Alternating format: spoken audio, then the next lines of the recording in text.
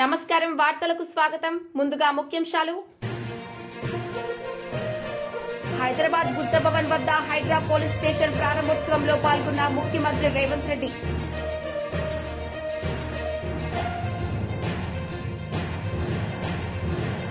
శ్రీ సిటీలో LG electronics company భూమి పూజ కార్యక్రమంలో పాల్గొన్న నారా లోకేష్. హైదరాబాద్ బుద్ధ భవన్ వద్ద హైడ్రా పోలీస్ స్టేషన్ ప్రారంభోత్సవంలో పాల్గొన్న ముఖ్యమంత్రి రేవంత్ రెడ్డి. ఈ సందర్భంగా ఆయన ప్రసంగించారు. ఇది ఓల్డ్ సిటీ కాదు, ఇది ఒరిజినల్ సిటీ. ఈ సిటీని పునరుద్ధరించుకోవాలి, దీన్ని కాపాడుకోవాలని ఆలోచన చేసి ఈరోజు వివిధ శాఖల మధ్యలో సమన్వయం లేదు.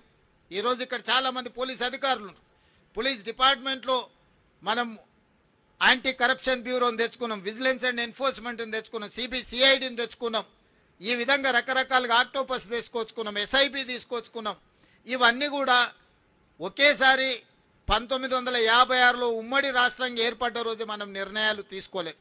ఎట్లెట్లా మన అవసరాలు, మన పరిస్థితులు, ప్రజలకు ఏ విధంగా మనము పరిపాలనను అందుబాటులోకి తీసుకురావాలని ఆలోచన చేసినప్పుడు ప్రతి సందర్భంలో కొన్ని కొత్త శాఖలను మనం నిర్ణయం తీసుకుంటూ కొత్త శాఖలను ఏర్పాటు చేసుకుంటూ పరిపాలనను బలోపేతం చేసినాం.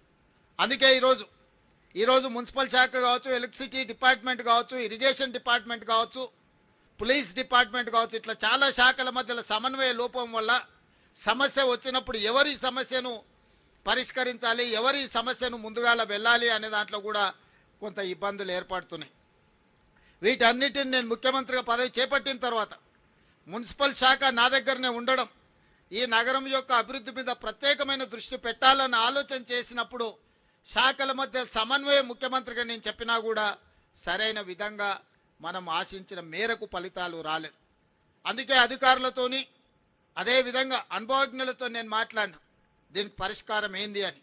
అదేవిధంగా బెంగళూరులో మొన్న జరిగిన సమ్మర్లో 1600-1700 ఫీట్లు బోరేసిన తాగునీళ్లు లేక గొప్పగా అభివృద్ధి చెందిన బెంగళూరు నగరాన్ని నుంచి పెద్ద పెద్ద సంస్థలు వలసలు పోయే పరిస్థితి వచ్చింది. బెంగళూరు ప్రకృతి పరంగా చాలా గొప్పగా ఉంటుంది, కానీ మొత్తం కాంక్రీట్ జంగులు అవ్వడం వల్ల, అక్కడ చెరువులను పరిరక్షించుకోకపోవడం వల్ల, నీటి నిల్వలను ఒడిసి పట్టుకోకపోవడం వల్ల బెంగళూరు నగరము దాదాపుగా మొన్నటి ఎండాకాలంలో తాగడానికి నీళ్లు లేక విలవిలలాడి బెంగళూరు నగరంలో ఉన్న ప్రజలు వలసపోయే పరిస్థితి వచ్చింది. అదేవిధంగా ముంబైలో చిన్న వర్షం వస్తే అతలాకుతలం అయిపోయే పరిస్థితి వచ్చింది. అక్కడ ఏ సంస్థలు పనిచేయలేని పరిస్థితి. మీకు అందరికీ తెలుసు, చెన్నైలో వరదలు వస్తే 2 ఫ్లోర్లు 3 ఫ్లోర్లు నగరమంతా మునిగిపోయే పరిస్థితి. అదేవిధంగా ఢిల్లీ కాలుష్యంతో పార్లమెంటే కాదు, ప్రభుత్వ పాఠశాలలే కాదు, ప్రభుత్వ కార్యాలయాన్ని కూడా సెలవులు పెట్టే పరిస్థితి. ఈ దేశాన్ని పరిపాలించే ప్రధానమంత్రి, హోంమంత్రి, అన్ని శాఖలు, ప్రపంచ దేశాల పట్ల నిర్ణయాలు తీసుకునే ఢిల్లీ నగరం ప్రకృతిని మనం కాపాడకపోవడం వల్ల, కాలుష్యాన్ని నియంత్రించకపోవడం వల్ల పార్లమెంటు నుంచి పాఠశాలల వరకు సెలవులు ప్రకటించుకునే పరిస్థితి వచ్చిందంటే ఇది ప్రకృతి తప్పిదం కాదు, మానవ తప్పిదం. మనం చేయాల్సిన ఆలోచనలు, తీసుకోవాల్సిన నిర్ణయాలు సరైన సమయంలో తీసుకోకపోవడం వల్ల ఈరోజు ఢిల్లీ నగరం కావచ్చు, ముంబై కావచ్చు, బెంగళూరు కావచ్చు, చెన్నై కావచ్చు, కల్కట్టా కావచ్చు, ఈ మెట్రోపాలిటన్ సిటీస్ అన్ని కూడా ఈరోజు నివసించడానికి యోగ్యంగానే నగరాలుగా మారుతున్నాయి. ఇది మన కళ్ళ ముందు కట్టినట్టుగా మన కళ్ళ ముందే కనిపిస్తుంది. ఇంత ఉపద్రవం ముంచుకొస్తున్నా ఆ ఉపద్రవం నుంచి మనము గుణపాఠం నేర్చుకోకపోతే, ఆ గుణపాఠం నుంచి మనము దాన్ని పాఠంగా స్వీకరించకపోతే రేపు హైదరాబాదు నగరం కూడా ఈ 4-5 నగరాలతో పాటు 6వ నగరంగా వాటి సరసన చేరే పరిస్థితులు ఉన్నాయి. అందుకే రాష్ట్ర ప్రభుత్వం ఆలోచన చేసి ఎవరు ఏమనుకున్నా సరే, ఎవరు ఎలాంటి విమర్శలు చేసినా సరే నియంత్రించదలుచుకున్నాం, నిలువరించదలుచుకున్నాం, అవసరమైతే నిర్మూలించదలుచుకున్నాం ఆక్రమణదారులను. అందుకే ఈరోజు హైడ్రాను ఏర్పాటు చేసినాం. హైడ్రా అంటే కేవలం శ్రీ సిటీలో ఎల్జీ ఎలక్ట్రానిక్స్ కంపెనీ భూమి పూజ కార్యక్రమంలో పాల్గొన్న నారా లోకేష్. ఈ సందర్భంగా ఆయన మాట్లాడారు. To the state of Andhra Pradesh. Today we are not just breaking ground, we are breaking new ground in the state of Andhra Pradesh. It is a great privilege to stand before you today at this momentous occasion, the groundbreaking ceremony of LG Electronics state-of-the-art facility here in Sri City, Andhra Pradesh. I extend a very warm welcome to the leadership of LG Electronics, India and global, and its vendor companies to our state. Today marks more than just the beginning of a construction project. It is a defining milestone in the journey of industrial growth and technological advancement for our state and for our nation. Where innovation meets investment, the future is taking shape. With an investment exceeding 5,000 crores, LG Electronics is not only bringing a world-class manufacturing unit to Andhra Pradesh, but is also reaffirming global confidence in our state as a premier investment destination. We are really excited to deliver a product made in Andhra Pradesh, made for the world. This project is one of the first major foreign direct investment under the new government. The people of Andhra Pradesh gave us a resounding mandate. It's a history that we created in the last election. 94% of the seats that we contested, we won. And the clear mandate was about creating jobs. And we believe that this investment is in the step in that direction. This also reflects our leader, Mr. Naidu's commitment to speed of doing business, robust infrastructure, a future-focused vision of Andhra Pradesh. We promised ease of doing business, and today we are delivering speed of doing business. The LG factory will produce advanced home appliances, refrigerators, air conditioners, and washing machines, integrating the latest in smart and energy-efficient technology. A smart factory, a smarter state, a smarter India. That journey is beginning here today. This isn't just about manufacturing. It's about shaping the future of living. It's about creating jobs, empowering our youth, and transforming lives. We are not just building factories. We are building futures here. This facility alone will create nearly 1,500 direct jobs. And with LG's key vendors investing here, creating more than 700 jobs, will impact our economy and will create a lot of jobs for the locals. This is more than a company's groundbreaking. It is a groundbreaking movement for the youth of Andhra Pradesh. I would like to especially recognize the 4 key vendor partners of LG who are here: Ekoria and Kuroda Electric, Heng Sung India, Kyung Sung Precision, and Tai Sung Electronics, who are establishing high-tech units that will further strengthen LG's supply chain and reduce import dependence. The power of partnership is the passport to progress, and we in Andhra Pradesh believe in the power of ecosystem. Their presence demonstrates the power of collaborative growth and shared vision. It also shows the world how Andhra is positioning itself as a global electronics manufacturing ecosystem. When global giant meets Andhra Pradesh's ambition, magic will happen. And with this factory of LG coming up, we will be supplying 70% of domestic air conditioning for our great nation. Together, LG and its partners are bringing cutting-edge technologies like AI-driven manufacturing. YSRCP స్థానిక సంస్థల ప్రజా ప్రతినిధులతో YS Jagan సమావేశం నిర్వహించారు. సందర్భంగా ఆయన మాట్లాడారు. 16కు సంబంధించిన ఎంపీటీసీలు వైఎస్ఆర్సీపీకి సంబంధించిన వాళ్ళే గెలిచారు. మరి ఇలాంటి చోట ఎందుకు చంద్రబాబు అనే వ్యక్తి పోటీ పెడతా ఉన్నాడు? గెలవడం అన్నదానికి మీనింగ్ ఎక్కడుంది? గెలవలేము అన్న సంగతి తెలుసు. గెలిచిన వాళ్ళందరూ కూడా ఇక్కడ నుంచి గెలిచిన వాళ్ళందరూ కూడా వైఎస్ఆర్సీపీ టికెట్ మీద ఆ బీఫామ్ మీద గెలిచిన వాళ్ళు. మళ్ళీ ఇలాంటి చోట 6 మందిని ఇక్కడి నుంచి లాక్కునే కార్యక్రమం చంద్రబాబు నాయుడు గారి దగ్గరుండి చేశారు. తర్వాత వైఎస్ఆర్సీపీ ఎంపీటీసీలు ప్రయాణం చేస్తూ ఉన్న మిగిలిన ఎంపీటీసీలు ప్రయాణం చేస్తూ ఉన్న వాహనాన్ని దగ్గరుండి పోలీసుల చేత అడ్డుకున్నారు. హైకోర్టు ఆదేశాలతో భద్రత కల్పించాల్సిన పోలీసులు సాక్షాత్తుగా దగ్గరుండి చంద్రబాబు నాయుడు గారికి వాచ్మెన్ లాగా తయారయ్యారు. చివరికి కోరం లేకపోయినా కూడా 6 మంది సభ్యులు మాత్రమే చంద్రబాబు నాయుడు గారి ప్రలోభాలకు లొంగి అటువైపున వెళ్ళిన పరిస్థితుల మధ్య కూడా ఏకంగా డిక్లేర్ చేసుకున్నారు అధికారుల చేత. ఇలాంటి రాజకీయ వ్యవస్థతో మనం పోటీ చేస్తూ ఉన్నాం. సత్యసాయి జిల్లా పెనుగొండ నియోజకవర్గం రొద్దం మండలం, ఇక్కడ కూడా పరిస్థితి చూస్తే ఎలా ఉంది అంటే ఏకంగా 15 ఎంపీటీసీలకు 15 ఎంపీటీసీలు వైఎస్ఆర్సీపీనే గెలిచింది. మళ్ళీ ఇక్కడ పోటీ పెట్టే పరిస్థితి మామూలుగా ఎవరు చేయకూడదు. ఇక్కడ కూడా ఎంపీపీ చనిపోయిన పరిస్థితుల మధ్య ఇక్కడ ఎంపీపీని ఎన్నుకునే ఉప ఎన్నిక జరుగుతూ ఉంది. ఇక్కడ కూడా తారుమారు చేయడానికి చాలా కష్టపడ్డాడు. దగ్గరుండి చంద్రబాబు నాయుడు గారే తన కుప్పంలో ఇలాంటి దిక్కుమాలిన రాజకీయాలు తానే చేస్తూ రాష్ట్రంలో ఉన్న అన్ని ప్రాంతాలకు కూడా ఇదే మాదిరిగా మీరు కూడా రాజకీయాలు చేయండి అని చెప్పి తానే దిక్సూచిగా నిలుస్తూ తానే ఇలాంటి చెడిపోయిన రాజకీయాలను ప్రేరేపిస్తూ ఉన్నాడు.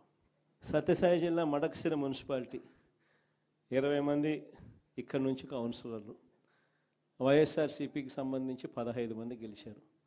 చంద్రబాబు నాయుడు గారికి సంబంధించి 5 మంది మాత్రమే గెలిచారు. పాపం ఎస్సీ కాన్స్టిట్యున్సీ లక్కప్ప లాంటి పాపం ఒక చిన్న కార్యకర్త అక్కడ నుంచి మన పార్టీ తరఫున ఎమ్మెల్యేగా నేను ఎస్సీ కాన్స్టిట్యున్సీ ఇలాంటి చోట కూడా ప్రలోభాలు పెట్టి ఆ కౌన్సిలర్లను లాగాలి అని చెప్పి విశ్వ ప్రయత్నం చేస్తూ ఉన్నాడు అని అంటే రాష్ట్ర చరిత్రలో ఎవడు ఉండడు ముఖ్యమంత్రి స్థానంలో. అయినా కూడా ఆ 15 మందిలో కూడా చాలామంది గట్టిగా నిలబడిన పరిస్థితులు, కొంతమందిని మాత్రం ప్రలోభాలకు అటువైపున వెళ్ళిన పరిస్థితుల మధ్య చూస్తూ ఉన్నాం. అన్నమయ్య జిల్లా రాజంపేట ఈ మున్సిపాలిటీ అయితే 29 మంది కౌన్సిలర్లకు గాను 24 కౌన్సిలర్లు వైఎస్ఆర్సీపీ టికెట్ మీద గెలిచిన వాళ్ళు. మరి 29లో 24 మంది వైఎస్ఆర్సీపీ టికెట్ మీద గెలిచిన పరిస్థితులు ఉన్నప్పుడు తెలుగుదేశం పార్టీకి సంబంధించి కేవలం 4 మాత్రమే గెలిచిన పరిస్థితులు రాజంపేటలో ఉన్నప్పుడు ఒకడు ఇండిపెండెంట్గా గెలిచారు. మరి సంఖ్యాబలం లేనప్పుడు ఇక్కడ చంద్రబాబు నాయుడు గారు ఎందుకు ఇలాంటి హేయమైన రాజకీయాలను ప్రేరేపిస్తున్నాడో ఎవరికీ తెలియదు. కానీ ఇక్కడ కూడా ఎంత కష్టపడినా కూడా ఒకడంటే ఒకడు కూడా పోని పరిస్థితిలో కూడా ఇక్కడ కూడా మన వాళ్ళు చాలా గట్టిగా కూడా నిలబడతా ఉన్నారు అని అంటే నిజంగా గొప్ప సంగతి. ఇక్కడ అందరికీ కూడా అభినందించాల్సిన అవసరం ఉంది. ఎందుకు ఈ విషయాలన్నీ చెప్తా ఉన్నానంటే నాయకుడు అనేవాడు ఎలా ఉండాలి అనేదానికి నిదర్శనం. మన ఎంపీటీసీలు ఎవరైతే ఇవాళ తెగో చూపుతూ ఉన్నారో విలువలకు విశ్వసనీయతకు గట్టిగా నిలబడి మేము ఎంపీటీసీలమైనా జెడ్పీటీసీలమైనా కౌన్సిలర్లమైనా అయ్యా చంద్రబాబు నీకన్నా పోలిస్తే మేము చాలా చిన్న పదవుల్లో ఉన్నవాళ్ళము, అయినా కూడా మాకు విలువలు ఉన్నాయి, విశ్వసనీయత ఉంది, రాజకీయాలకు అర్థం మేము చెప్తా ఉన్నాం, నిన్ను చూస్తే రాజకీయాలే సిగ్గుతో తలంచుకోవాల్సిన పరిస్థితిలో ఉన్నాయి, నువ్వు ముఖ్యమంత్రి స్థానంలో కూర్చున్నావు, తల దించుకో అయ్యా చంద్రబాబు అని చెప్పి ఇక్కడి నుంచి మన వాళ్ళు సంకేతం ఇస్తూ ఉన్నారు చంద్రబాబు నాయుడు గారు. ఎన్ని కష్టాలున్నా కూడా చిక్కటి చిరునవ్వుతోనే ఉన్నాం.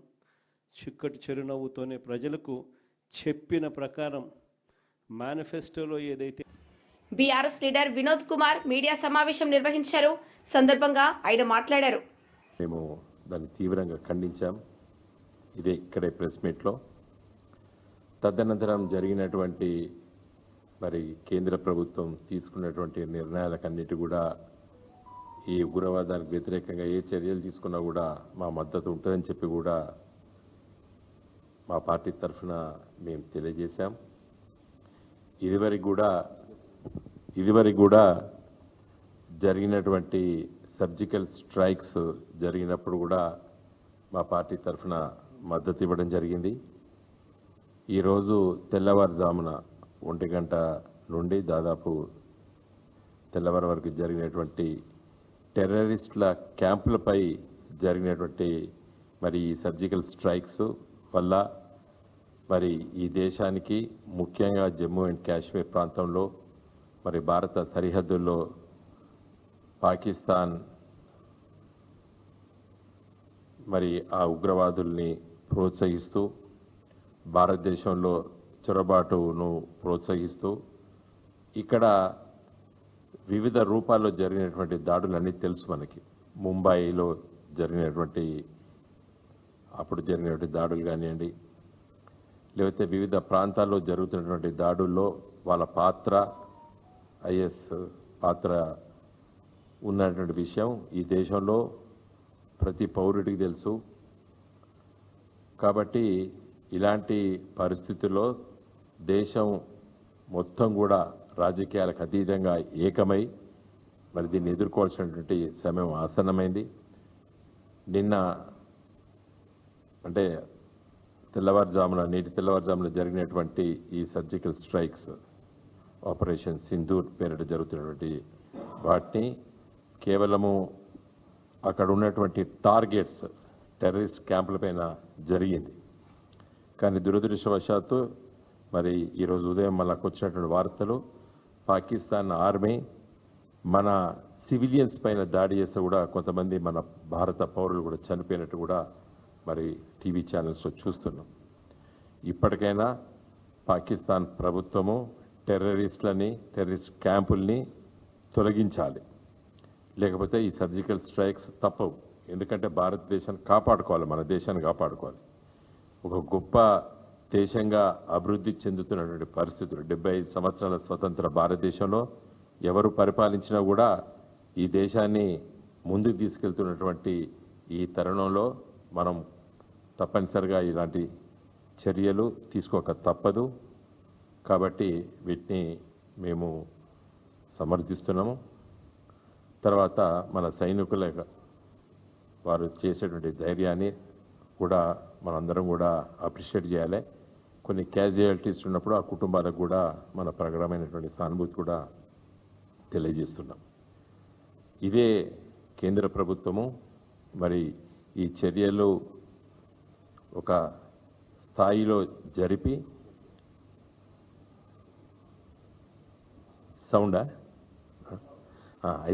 జరిగి దీన్ని చాలా సీరియస్గా ఇంకా తీసుకోవాలి. పాకిస్తాన్ కానివ్వండి, మన చుట్టుపక్కల దేశాలు మనకును ఇబ్బంది పాలు చేసేటువంటి ప్రతి చర్యను కూడా సమయస్ఫూర్తిగా దీన్ని చర్యలు తీసుకోవాలని చెప్పి కూడా మా పార్టీ తరఫున మేము తెలియజేశాము. మళ్ళీ అదే ఆలోచనతోనే మాజీ ఎమ్మెల్యే తోపుదుర్తి ప్రకాష్ రెడ్డి మీడియా సమావేశం నిర్వహించారు. సందర్భంగా ఆయన మాట్లాడారు.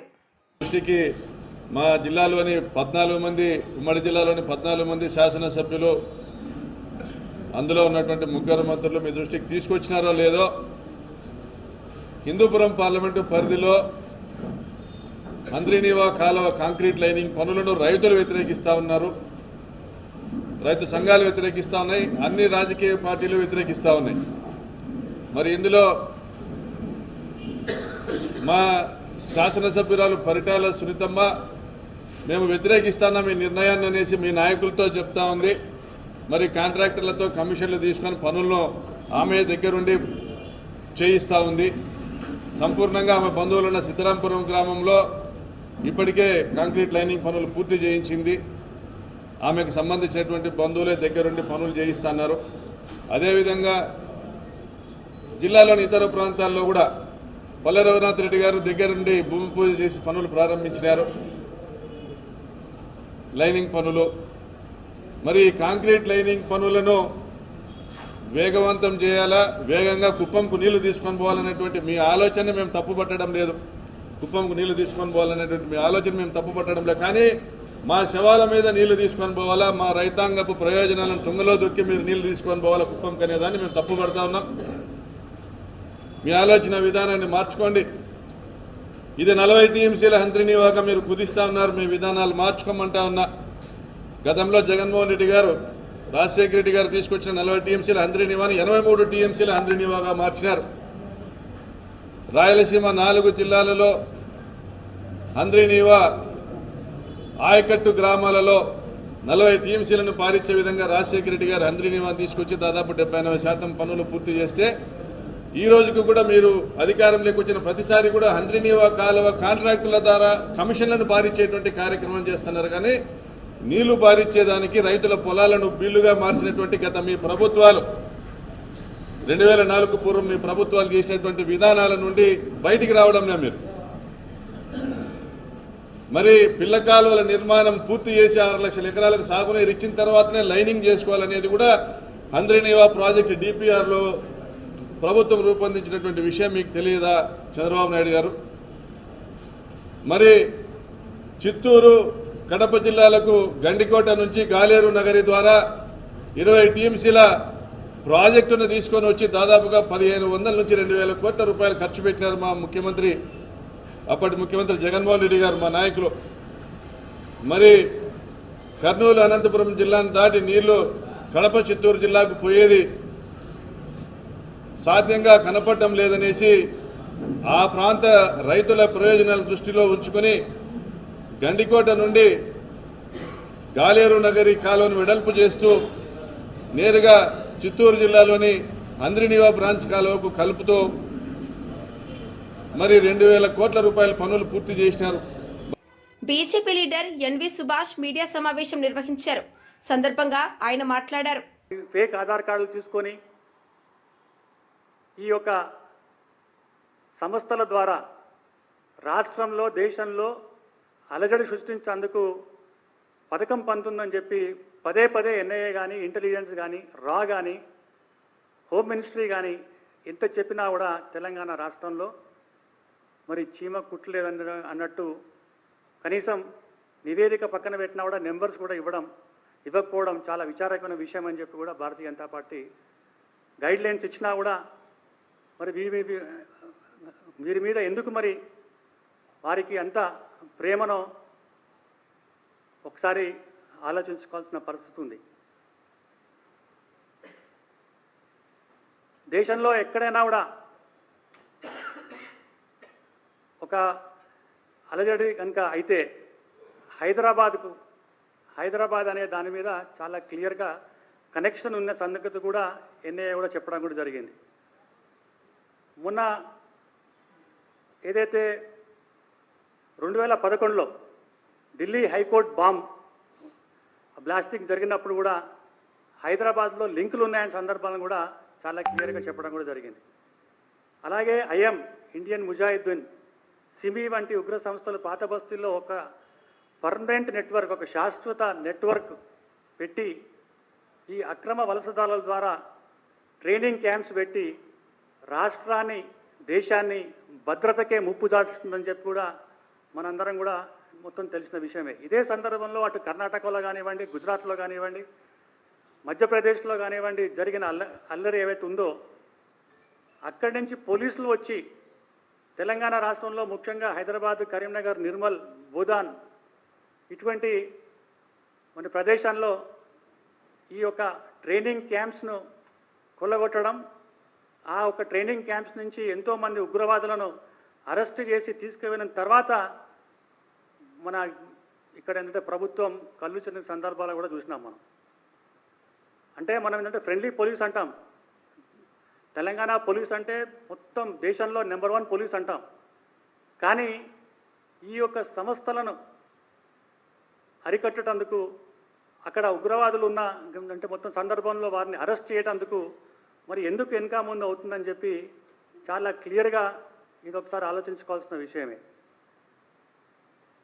ఇప్పటి వరకు రాష్ట్రంలో ఎంతమంది ఇటువంటి వాళ్ళు ఉన్నారు, ఎంతమందిని మీరు ఏంటంటే పంపించేసినారు, ఈ ఒక ఫేక్ పాస్పోర్ట్ తోటి ఎంతమంది ఉన్నారు, వీసా గడువు అయిపోయిన తర్వాత కూడా ఇక్కడ చదువుకుంటేందుకు వేరే అంటే దేశం నుంచి వచ్చి అలాగే డ్రగ్స్లో ఈ యొక్క నెట్వర్క్లో భాగస్వాములై మరి అనేక మంది ఇక్కడ ఉన్న సందర్భాల్లో తెలంగాణ రాష్ట్ర ప్రభుత్వం పోలీసు ఎందుకు మెత్తటి వైఖరి వచ్చిందని చెప్పి భారతీయ జనతా పార్టీ మరి ఏంటంటే డిమాండ్ చేస్తుంది.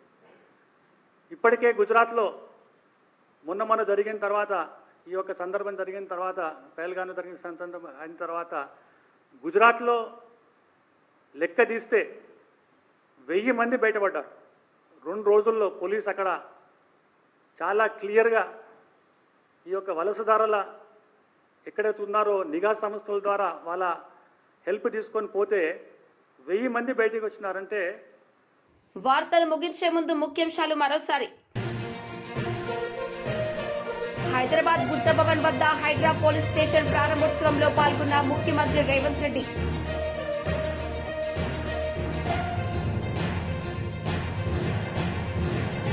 సిసిటీలో ఎల్జీ ఎలక్ట్రానిక్స్ కంపెనీ భూమి పూజ కార్యక్రమంలో పాల్గొన్న నారా లోకేష్.